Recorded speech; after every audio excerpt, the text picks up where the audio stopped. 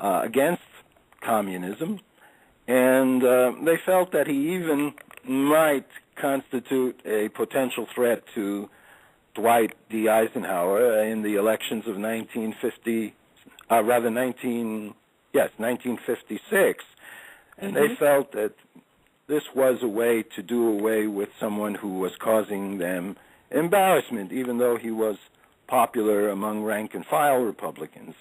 And joining in the condemnation of McCarthy was what I would call the same kind of condemnation you find in many liberal Jewish circles, who jumped on McCarthy and accused him wrongly of anti-Semitism. He had no record whatsoever of being an anti-Semite. Some of his closest associates were Jews.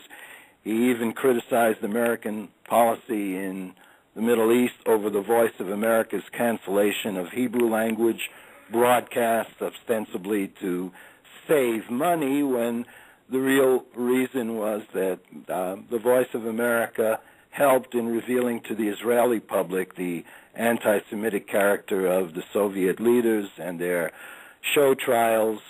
So part of the censorship of McCarthy had to do with internal Republican politics, as much as the fact that he did at times use sloppy research methods and forgot whom he had accused and made misstatements, but certainly no worse than many politicians. And the record does show that the Venona files, these secret documents that were since released by the CIA, have shown, yes, indeed, that many of those that he and the Committee on Anti-American Affairs brought to hearings were communists, either dupes or actual agents in the pay of the Soviet Union.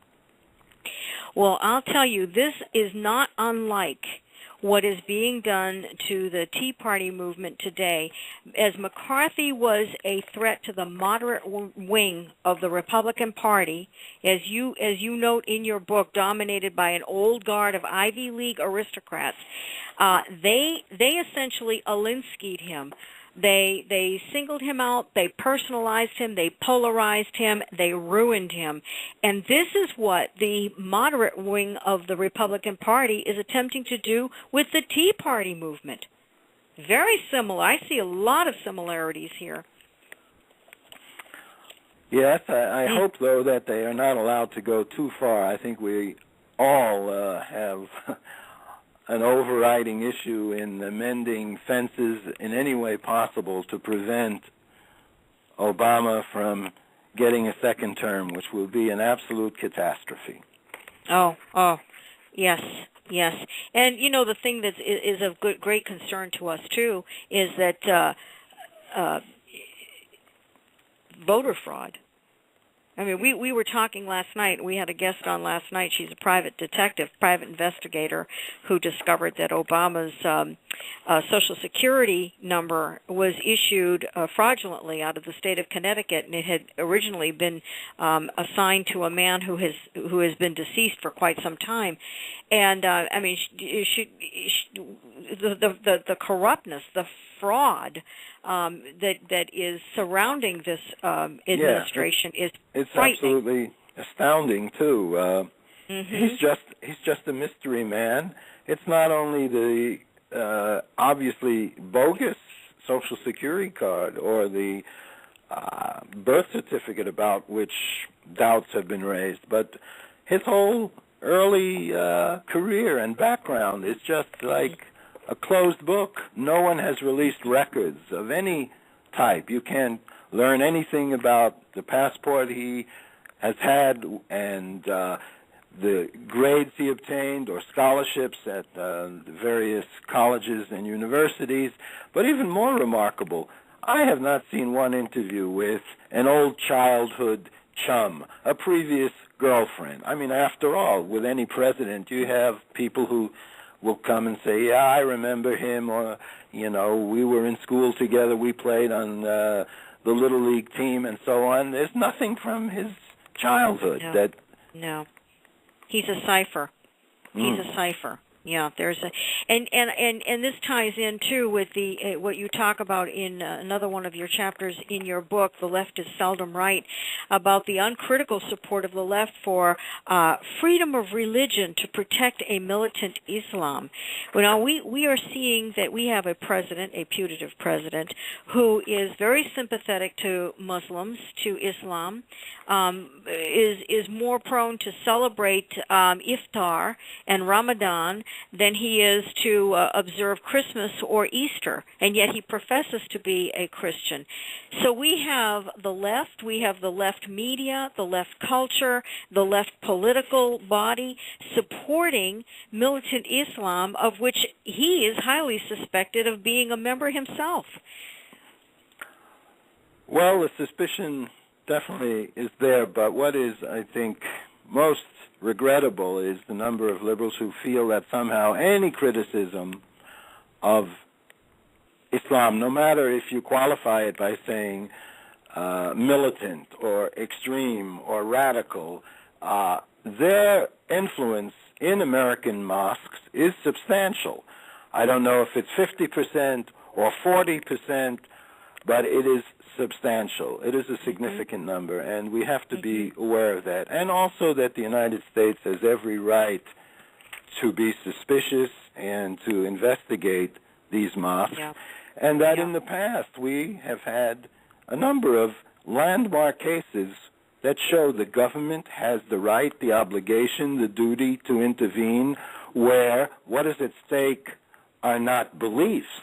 The government is neutral as far as what anyone wants to believe, but about deeds. And when the Mormon community in the western states continued to practice polygamy, including with girls of a very young age, the federal government refused to approve their application for statehood and demanded and even intervened with troops, forcing Brigham Young and the elders of the church to realign their religious position and accept American law, that in order to become American citizens, they could not continue with plural marriage or the exploitation of young teenage girls. And the federal government, as well as state governments, also made it clear that so-called serpent churches in a number of Appalachian states like West Virginia, North Carolina, Arkansas, Georgia, Kentucky, and Tennessee practiced ceremonies in which venomous snakes were handled, resulting in deaths of dozens of people, that finally such religious services could not be carried out because they were a danger to individuals. They could not, no matter what the belief was, practice this kind of a service. Yeah. And you might recall the incident in 1978, the Reverend James Jones with his bogus church, who was forced to leave the United States because the government wouldn't tolerate his so-called People's Temple, and the result was he took them to somewhere in the jungle in Guyana and induced over 900 people to commit suicide, unknowingly perhaps, but they took some poison in a ceremony, and that was the single greatest loss of American civilian life in a non-natural disaster before 9/11. Should they have been allowed to continue their church under freedom of religion? I don't think any normal person, would argue that. So Right. Well, Dr. Berdichevsky, you have certainly done an interesting piece of work here, and I would recommend it to anybody who's interested. I just want to share that Daniel Greenfield, who is a favorite of mine, he writes under the blog Sultan Knish. Yes, he's also a favorite of mine. He has added his name on the reverse cover to endorse the book. Yes, I was going to share with our listeners what he had to say about your book. He said, "It is the darkest times that most anxiously call for light. In a world of lies, the light we hold to is the truth. Norman Berdichevsky's work represents a courageous truth about the world we live in and those who would destroy it. To stand up to lies in a world of them requires courage, and to tell the truth requires even more. I just want to congratulate you, Dr. Berdichevsky, on this work. The Left is Seldom Right, and I thank you very much for the book, the complimentary book that you autographed for me. I treasure it. I'm going to read the book, and I'm sure that when I come out of it on the end of the book, I will be a whole lot smarter than I am right now. Thank you so much for your time tonight. Well, thank you for your very kind words, and I appreciate it very much. Oh, we appreciate you. And again, the book is Left is Seldom Right, and it is available at Amazon.com.